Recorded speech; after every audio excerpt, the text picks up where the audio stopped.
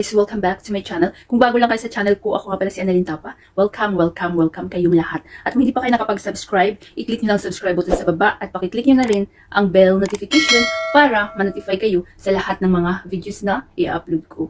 Nag-upload ako guys ng mga video tips, video tutorial nang sa ganun ay may share ko ang kaalaman ko sa kapwa ko YouTubers, lalong-lalong na sa mga new YouTubers na nagsisimula pa lang gumawa ng kanilang channel. Hi guys, kamusta na kayong lahat? So sa video na ito guys, i-share ko sa inyo kung paano ba ayusin yung video na halimbawa hindi siya nakaayos, nakabaliktad siya, halimbawa nasa baba or basta guys, marami akong nababasa na sa mga viewers ko na problema nila na kung paano daw ayusin yung mga video na nakabaliktad-baliktad. So ito yung solusyon nyo guys. So ang gamit natin dito is Video Maker. So ang Video Maker guys, napakadaling gamitin. At wala siyang watermark. So, pwede siya sa Android, pwede siya sa iPhone. Ang gamit ko always is Android. So, ito itsura ng Video Maker, guys. So, pag hindi nyo pa na-install sa inyong mga mobile, i-install nyo na. Then, i-click na natin ang Video Maker. So, andito na tayo sa loob ng Video Maker. So, nakikita nyo mayroong new project. Then, video.guru. So, i-click natin ang plus. Then, mapupunta tayo sa ating gallery. Mayroong video, photos. So, dapat may nakaready na kayong video na dapat nyong kung ano ba yung ayusin nyo. So, i-click nyo ito guys. Halimbawa ito sa akin. Halimbawa ko. Then, punta tayo sa baba. Click nyo yung arrow na red. So, andito na tayo sa loob ng Video Maker. So, bago ang lahat guys, hanapin muna natin ang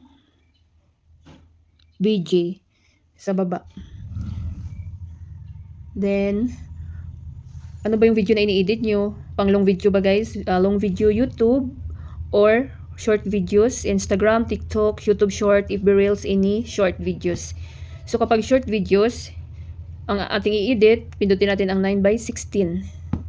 Hanapin natin ang 9:16. Wait lang guys. So yan, balik tayo dito sa ratio. Hanapin yung ratio, diba? Dito sa BJ.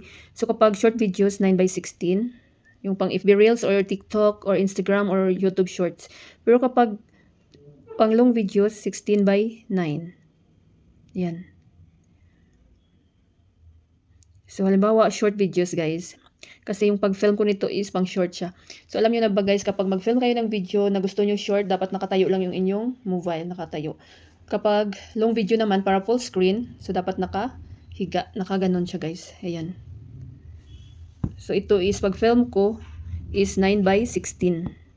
So, short. Then, i-check lang natin. So, i-play natin, guys. So, yan, di ba? Nakabaliktad-baliktad siya. So, ang gawin natin, guys, hanapin natin ang rotate. Rotate sa baba. Ayan. Yan. So, i-rotate nyo lang siya, guys, ng rotate hanggang makuha yung ano ba yung gusto, hanggang sumakto siya.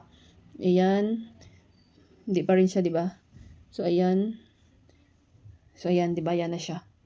Ayan, sakto na siya, guys. So, napakadali lang.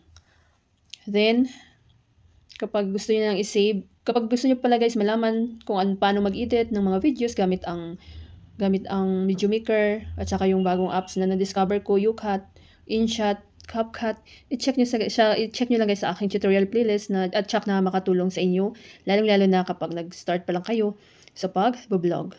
So kapag meron kayong mga question, suggestion, request, iwan lang kayo ng comments sa baba guys at mababasa ko yan. Then kapag gusto nyo na siyang na-edit nyo na lahat, ito lang ang i-click nyo guys, wag save nyo. Ayan. So wala lang kayong gagalawin dyan. Click nyo ang save, then automatic na yan na masisave sa inyong mga gallery. So sa akin hindi ko na siya i-save dahil full memory na yung aking mobile.